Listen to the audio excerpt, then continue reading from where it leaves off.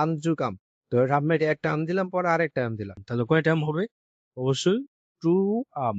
এবং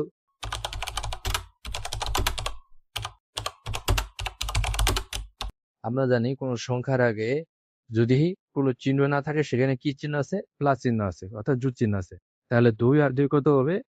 4 হবে। কিন্তু এখানেও কোনো চিহ্ন নেই, মানে কি আছে? প্লাস। অর্থাৎ অঙ্কের ধনাত্মক সংখ্যাগুলো যোগ করে তার আগে কি দিতে হয়? প্লাস দিতে হয়। তাহলে 3 2 কত? 5 আর 4 9 হয়। তারপর এখানে আমাদের মনে মনে কি আছে? প্লাস আছে। রুট টুর সংখ্যাগুলো চোদাতের মতো হিসাব করতে হবে। এখানে একটা রুট টু আছে, এখানে একটা রুট টু আছে, তাহলে রুট টু কয়টা হয়? 2 রুট 2 হয়। আবার এই দুইটার আগে কি আছে? প্লাস আছে, তাহলে এখানে কি হবে? আমাদের প্লাস হবে। আমার এখানে আছে 3 রুট 2 প্লাস 3 রুট 4, অর্থাৎ এই 3 রুট 2 এর আগে একটা কি আছে? প্লাস আছে।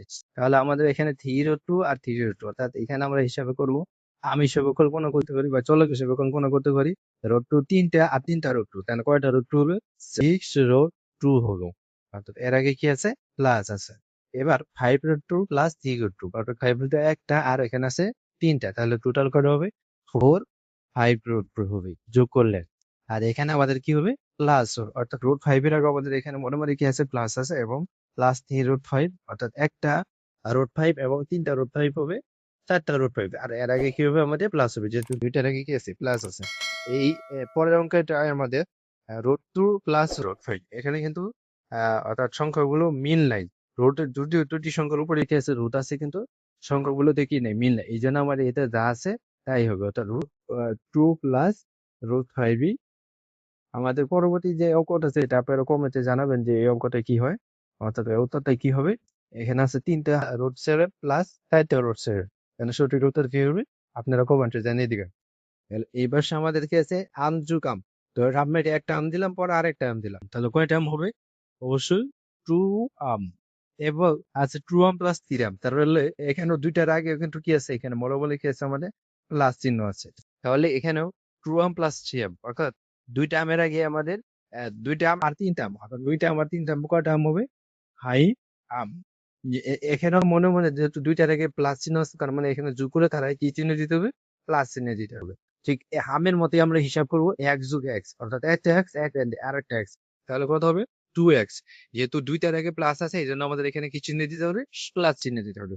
আবার এখানে আছে 5টা এক্স প্লাস 2x, মানে 2টা এক্স, তাহলে 5টা আর 2টা কয়টা হয়?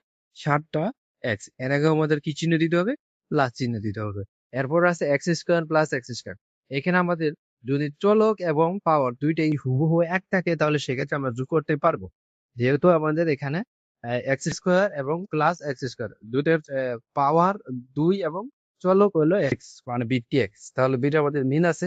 এই জন্য আমরা এক্স স্কোয়ার, অর্থাৎ একটা এক্স স্কোয়ার আর একটা এক্স স্কোয়ার, তাহলে কত হবে? 2x square. দুইটার আগে যেহেতু প্লাস আছে, তাহলে এখানে কি হবে? প্লাস হবে। আবার এইখানেও পরবর্তী অঙ্কটাতেও এক্স পাওয়ার 5 আছে, এক্স পাওয়ার 5 আছে, অর্থাৎ চলক এবং পাওয়ার কি আছে? মিল আছে। তাহলে আমরা লিখতে পারি 2x পাওয়ার 5। এবার আমাদের এখানে এক্স কিউব এবং এক্স কিউব চলক মিল আছে, এখানে আছে 2টা এক্স কিউব, এখানে আছে 3টা এক্স কিউব, তাহলে কয়টা হবে? 5x cube. এবং দুইটার আগে যেহেতু প্লাস আছে, এখানেও প্লাস হবে। এবার পরের অঙ্কটাতে আমাদের যে x square plus x cube, কিন্তু এখানে আমাদের চলক মিল থাকলেও পাওয়ার কিন্তু মিল নেই, বা উপরের শক্তিও কিন্তু মিল নেই। একটা আছে 2 আর একটা আছে 3। এই ক্ষেত্রে আমাদের এটা যোগ করা যাবে না, এটা যা আছে তাই হবে, অর্থাৎ x square plus x cube যা আছে তাই হবে, অর্থাৎ এ প্লাস বি।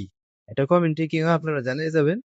যদিও এ প্লাস বি চলো এক না মিললে, তাহলে আমাদের এটা কিন্তু যোগ হবে না।